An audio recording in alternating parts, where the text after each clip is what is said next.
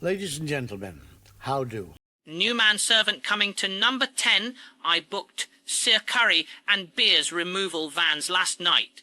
You can hear his droning resignation speech.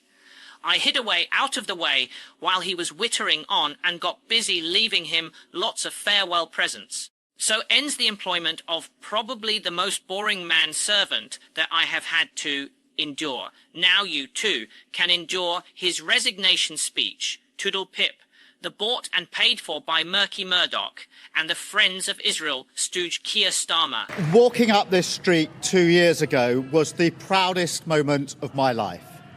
A new Labour government, the first in 14 years. A page in our country's history turned after years of disappointment and despair. The chance to change the lives of millions of people for the better. That's what I came into politics for. The journey to that point was not easy. 6 years ago, I inherited a Labour Party that was politically, financially, and morally bankrupt. I was told time and time again that my party was finished, that we were consigned to history, that a majority at the general election, let alone a landslide majority, was impossible. But we proved those people wrong because we changed our party, ripping out the poison of anti-Semitism, restoring trust on the economy, defence and national security, and becoming a party that once again stood proudly with, not against, our national flag. The hard work of change was with a singular purpose, not power for power's sake, but to change Britain for the better, to build a fairer country with dignity and respect, where everyone is seen, everyone is valued, wealth and opportunity for all, not just the privileged few. And look at what we've achieved in just 2 years. An economy that is stronger, growing faster than our peers. Wages rising faster than inflation in every single month since we came to power. Investment secured, infrastructure being built. An end to austerity, with the fastest fall in NHS waiting lists for 17 years.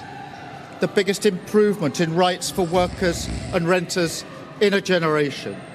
The biggest uplift in defence spending since the Cold War. Small boat crossings falling. Asylum hotels closing. Protecting young people from social media. And 500,000 children being lifted out of poverty because of the choices that I made. Our reputation in the world restored, with Britain once again standing up for decency, respect and the rule of law, securing trade deals, standing with Ukraine, standing up for our values and rebuilding our relationship with our allies in Europe. Change promised by a Labour government, change fought for by a Labour government, change delivered by a Labour government. But I know the question being asked now is not who was best placed to change the Labour Party, to take us into power and to begin the vital work of improving lives for millions of people. Those questions have been answered. The question my party is asking now is whether I am best placed to lead us into the next general election. I have heard the answer of my parliamentary party to that question, and I accept that answer with good grace. Every decision I've taken has been about putting the country I love first. That is why I will resign as leader of the Labour Party. I have spoken to His Majesty the King this morning to inform him of my decision. I will ask the National Executive Committee of the Labour Party to set out a timetable with nominations opening on the 9th of July and completed by the summer recess. In the case of a contest, this will ensure a new leader is in place before Parliament returns in September. I will remain in post as Prime Minister until the contest is complete, and I will do everything I can to ensure an orderly handover of power.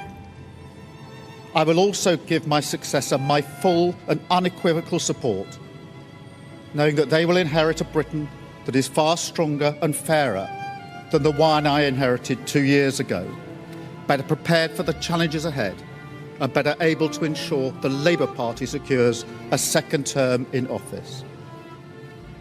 I want to thank all of those friends and colleagues who have been at my side for these past 6 years or so, for their incredible commitment, service and support. I want to thank the brilliant Number 10 staff and our country's extraordinary civil service who dedicate their lives to public service.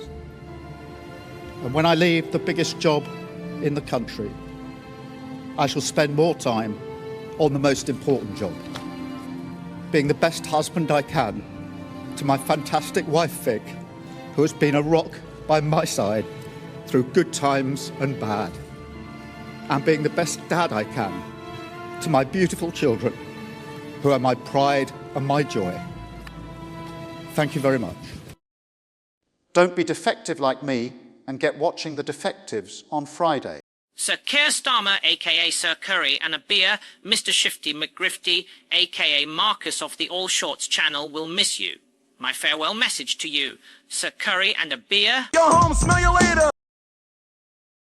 Folks, if you enjoyed this video, then not only are you lovely people, but you also have great taste, and you should also subscribe to the Two Davies for news and politics from a very Scottish perspective, and that rantastic Mr. McGuinness. Cue growling cat.